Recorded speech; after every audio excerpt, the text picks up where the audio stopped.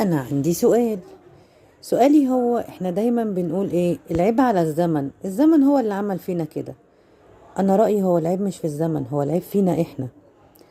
لان زمان كان في بيوت دعارة، الحاجات الوحشة بقى، كان في بيوت دعارة وكان في شذوذ وكان في حاجات كتيرة قوي قوي قوي قوي كتيرة غلط. صح؟ لا متعلقة بالحجاب او متعلقة بأي حاجة تانية دينيا، لا، هو متعلقة بينا احنا. انت اللي قادر تعمل من الحاجة الحلوة صح والحاجة التانية غلط. لكن ايه علاقة الزمن؟ يعني ايه علاقة الزمن؟ دلوقتي بقى في نسبة قتل كتيرة بقى، مش عارفة ايه. طب ما هي برضو مش جديدة. اصل نسبة الطلاقات عليت، اصل نسبة الناس اللي بتتجوز تاني على مراتاتها مش عارفة ايه، اصل ده نسبة. ما كل دوت كان موجود من اول ما بنى